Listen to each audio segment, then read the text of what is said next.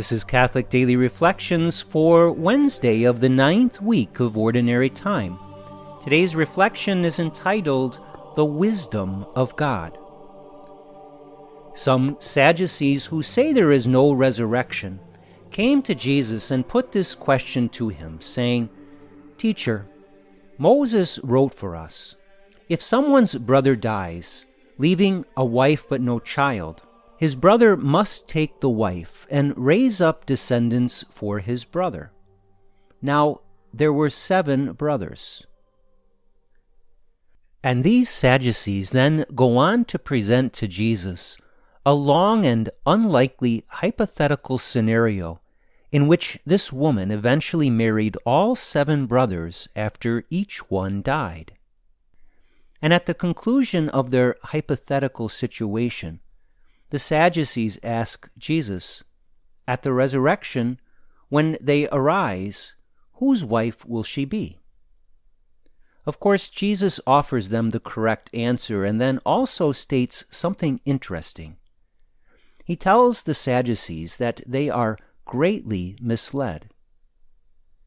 Just prior to this conversation with the Sadducees, the Pharisees had presented their own question to Jesus in an attempt to trap him.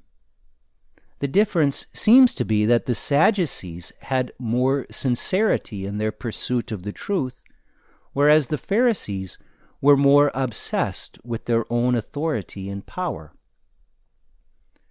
The Sadducees were considered the more traditional of the religious leaders in that they accepted only the Torah, the first 5 books of the Old Testament, as authentically revealed. They also did not accept the afterlife or the resurrection of the dead because they believed that the Torah did not explicitly teach those things. The Pharisees not only accepted the Torah, but also the rest of what is contained in the Old Testament. The Pharisees also accepted what is referred to as the tradition of the elders, which meant that they paid much attention to the scrupulous multiplication of laws and regulations that other Pharisees devised, and they sought to impose those man-made laws upon the people. In this gospel passage, the problem with the Sadducees seems to be scrupulosity and rigidity in their approach to the faith. They clearly relied upon human reason, and they applied their human reason to the Torah. And though human reason and logical deduction are helpful and necessary in life, they attempted to solve every matter of faith by their own effort, by narrowly and rigidly interpreting the Torah.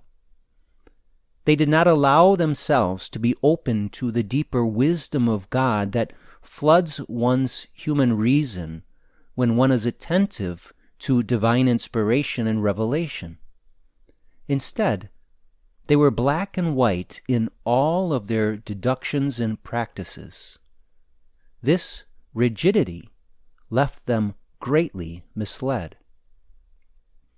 In our own lives, we can also become greatly misled when we use the gift of our human reason in a rigid and narrow way.